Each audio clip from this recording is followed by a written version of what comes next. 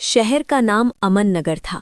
बाहर से ये शहर जितना शांत और सुरक्षित दिखाई देता था, अंदर से उतना ही डर, साजिश और अन्याय से भरा हुआ था। यहाँ पुलिस आम लोगों के लिए सुरक्षा की निशानी नहीं रही थी, बल्कि डर का दूसरा नाम बन चुकी थी। वर्दी देखकर लोग नजरें झुका लेते थे, क्योंकि इस शहर में कानून से ज्यादा ताकत और रसूख की कीमत थी।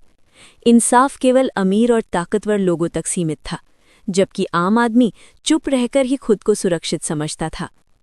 इसी शहर के मुख्य पुलिस स्टेशन में एक जवान पुलिस सिपाही तैनात था। उसका नाम अर्जुन सिंह था। अर्जुन ज्यादा बोलता नहीं था, लेकिन जब बोलता, सच ही बोलता था। उसकी आंखों में ईमानदारी और इंसानियत साफ दिखाई देती थी। अर्जुन के पिता महेश सिंह भी कभी पुलिस विभाग में काम कर चुके थे। वे एक ईमानदार अधिकारी थे, लेकिन सिस्टम की गलतियों और दबाव से परेशान होकर उन्हें समय से पहले रिटायरमेंट लेनी पड़ी थी। रिटायरमेंट के बाद महेश सिंह अक्सर अर्जुन से कहा करते थे, बेटा, वर्दी पहनना आसान है, लेकिन उसे ईमानदारी से निभाना बहुत मुश्किल। अगर कभी सच और नौकरी में से किसी एक को चुनना पड़े तो सच का साथ देना। अर्जुन ने अपने पिता की ये बात अपनी जिंदगी का उसूल बना लिया। पुलिस स्टेशन का इंचार्ज इंस्पेक्टर राघव वर्मा था, जो शहर के ताकतवर नेता विक्रम मल्होत्रा का भरोसेमंद आदमी था।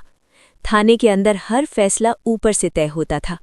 राघव अक्सर कहा करता था, कानून कमजोरों के लिए होता है, ताकतवर लोग खुद कानून होते हैं। अर्जुन की ईमानदारी धीरे धीरे इन लोगों के लिए खतरा बनने लगी।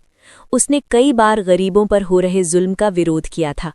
सबसे बड़ी बात यह थी कि उसने विक्रम मल्होत्रा के बेटे से जुड़े एक मामले में झूठी रिपोर्ट लिखने से साफ मना कर दिया था। यहीं से अर्जुन को फंसाने की योजना बनाई गई। एक रात अचानक शहर में हड़कंप मच गया। खबर फैलाई गई कि विक्रम मल्होत्रा की रिश्तेदार नेहा मल्होत्रा के साथ अपहरण और बलात्कार की कोशिश हुई है। मीडिया को तुरंत एक आरोपी चाहिए था, और वो आरोपी बना दिया गया अर्जुन सिंह। असलियत ये थी कि ऐसी कोई घटना हुई ही नहीं थी। ये सब एक सोची समझी साजिश थी। इंस्पेक्टर राघव और विक्रम मल्होत्रा चाहते थे कि अर्जुन को इस तरह बदनाम कर दिया जाए कि कोई और पुलिस वाला सच बोलने की हिम्मत न करे। नेहा मल्होत्रा पर भारी दबाव डाला गया। उसे धमकाया गया कि अगर उसने अर्जुन के खिलाफ बयान नहीं दिया तो उसके परिवार को बर्बाद कर दिया जाएगा।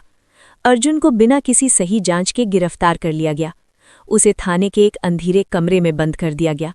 ना उसे अपनी सफाई देने का मौका दिया गया, ना किसी वकील से मिलने दिया गया।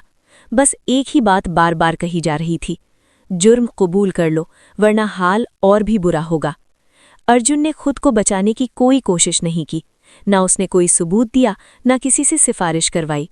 उसने खामोशी को ही अपना जवाब बना लिया। वो जानता था कि ये लड़ाई सिर्फ उसकी नहीं, बल्कि सच और झूठ के बीच की है।